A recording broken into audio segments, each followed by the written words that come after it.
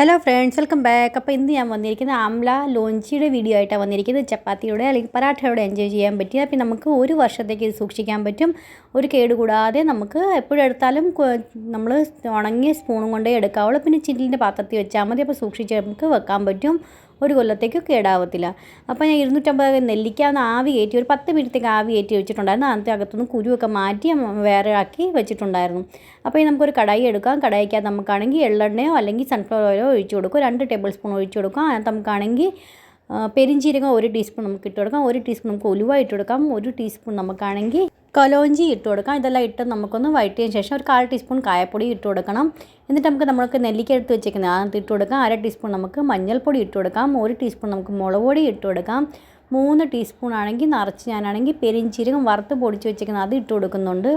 പിന്നെ ആണെങ്കിൽ നമുക്ക് 1/2 ടീസ്പൂൺ നമുക്കാണെങ്കിൽ ഹോം മെയ്ഡ് നമ്മുടെ ഗരം മസാല ഇട്ട് കൊടുക്കാം. പിന്നെ ചെറിയ ജീരകം വറുത്ത് പൊടിച്ച് അതും 1/2 ടീസ്പൂൺ നമുക്ക് ഇട്ട് കൊടുക്കണം. ഇത്രയും സാധനം ഇട്ട് കൊടുക്കുക. പിന്നെ നമുക്ക് ആവശ്യത്തിന് ഉപ്പ് ഇട്ട് കൊടുക്കുക. 1/2 ടീസ്പൂൺ ഞാൻ ഉപ്പ് ഇട്ട് കൊടുക്കുന്നുണ്ട്. ഇതെല്ലാം കൂടി നന്നായിട്ട് നമുക്കൊന്ന് മിക്സ് ആക്കി കൊടുക്കണം. മസാലയൊക്കെ ഒന്ന് വഴണ്ട് വന്ന് കഴിയുമ്പോൾ ഇതിനകത്ത് നമുക്ക് കുറച്ച് ശർക്കരയും കൂടി ആഡ് ചെയ്യാനുണ്ട്. അപ്പോൾ അത് ഇച്ചിരി ഒരു മധുരമുള്ള അച്ചാറാണ് കേട്ടോ അത്. അപ്പോൾ നമുക്കാണെങ്കിൽ എല്ലാവർക്കും മക്കൾക്കൊക്കെ ആണെങ്കിൽ ഇതുപോലെ ഉണ്ടാക്കി കൊടുത്താൽ അവർക്കൊക്കെ ഇഷ്ടപ്പെടും കേട്ടോ. അപ്പോൾ ഇതാണെങ്കിൽ ഇതുപോലെ നമുക്ക് മസാലയൊക്കെ ഒന്ന് ആയി കഴിയുമ്പോൾ 150 ഗ്രാം ശർക്കര എടുത്തിട്ടുണ്ട്. ഞാനാണെങ്കിൽ ചെറിയ കഷ്ണമാക്കി വെച്ചിട്ടുണ്ട്. അപ്പോൾ അത് നമുക്ക് അതിനകത്തോട്ടൊന്ന് ആഡ് ചെയ്ത് കൊടുക്കണം. അപ്പോൾ നന്നായിട്ടൊന്ന് മിക്സാക്കി മസാലയൊക്കെ നല്ലതായിട്ടൊന്ന് മൂത്ത് എണ്ണയൊക്കെ തെളിഞ്ഞ് വന്നിട്ടുണ്ട്. ഈ സമയത്ത് നമുക്ക് ശർക്കര ഇട്ട് കൊടുക്കാം. ഇതുപോലെ ചെറിയ കഷ്ണമാക്കിയാണ് ഇട്ട് കൊടുത്തേക്കുന്നത്. അപ്പോൾ നമുക്ക് നന്നായിട്ടൊന്ന് മിക്സാക്കി കൊടുക്കാം. ഇനി ആ ശർക്കരയ്ക്കകത്തൊന്ന് പനി ഇറങ്ങി വരുമല്ലോ, അപ്പം അതും കൂടെ ഒന്ന് നല്ലതായിട്ടൊന്ന് ഒത്തിരി അങ്ങ് ഡ്രൈ ആവണ്ട, ഒന്ന് കുഴഞ്ഞ് പാകത്തിനായി കിട്ടണം, അത്രയും മതി.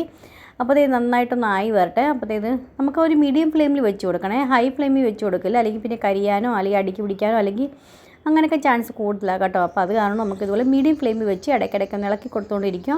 നന്നായിട്ടൊന്ന് കുറുകിയ പാകമായി വരുമ്പോൾ നമുക്ക് ഗ്യാസിൻ്റെ ഫ്ലെയിം ഓഫ് ചെയ്താൽ മതി. അപ്പോൾ ഇതാണെങ്കിൽ നമുക്കാണെങ്കിൽ തണുത്തതിന് ശേഷം റൂം ടെമ്പറേച്ചറിലായ ശേഷം നമുക്ക് ചില്ലിൻ്റെ ഭരണിയിൽ നിറച്ച് വെക്കാവുള്ളൂ കേട്ടോ, കുപ്പിയിലൊക്കെ. അപ്പോൾ അത് നമുക്കാണെങ്കിൽ ഒരു വർഷത്തേക്ക് നമുക്ക് ഫ്രിഡ്ജിലൊക്കെ ആണെങ്കിൽ സ്റ്റോർ ചെയ്യുകയാണെങ്കിൽ നല്ല ഒരു വർഷത്തിൽ കൂടുതലിരിക്കും കേട്ടോ. അപ്പോൾ ഇതുപോലെ ട്രൈ ചെയ്ത് നോക്കണേ ഫ്രണ്ട്സ്. നിങ്ങൾക്ക് എൻ്റെ റെസിപ്പീസൊക്കെ എങ്ങനെ ഇഷ്ടപ്പെടുന്നുണ്ടോ ഇല്ലയോ എന്ന് അറിയിക്കുക.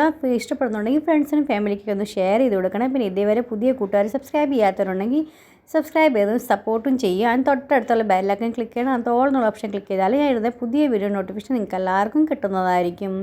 അപ്പോൾ കാര്യം പറഞ്ഞുകൊണ്ടിരുന്ന കൂട്ടത്തിൽ ഇതായി പാകത്തിനായി വന്നിട്ടുണ്ട്. ഇത് അത്രയും മതി. ഈ തണുത്ത് കഴിയുമ്പോൾ ഇതൊന്നും കൂടി കുറുകി വരും കേട്ടോ. അപ്പോൾ ഇത്രയും മതി. അപ്പോൾ ഇന്നത്തെ വീഡിയോ നിങ്ങൾക്ക് എല്ലാവർക്കും ഇഷ്ടമായെന്ന് വിചാരിക്കുന്നു, യൂസ്ഫുള്ളായെന്ന് വിചാരിക്കുന്നു. പിന്നെ ഇതാണെങ്കിൽ തണുത്ത് കഴിയുമ്പോൾ ചില്ലിൻ്റെ ഭരണി വെച്ചിട്ട് നമുക്ക് 2 ദിവസത്തേക്ക് പുറത്ത് തന്നെ വെക്കണം കേട്ടോ, ഒന്ന് സെറ്റായി വരട്ടെ. അതിന് ശേഷം നമുക്ക് സെർവ് ചെയ്യാവുള്ളൂ. അപ്പോൾ നാളെ നല്ലൊരു അടിപൊളി വീഡിയോ ആയിട്ട് വീണ്ടും കാണാം.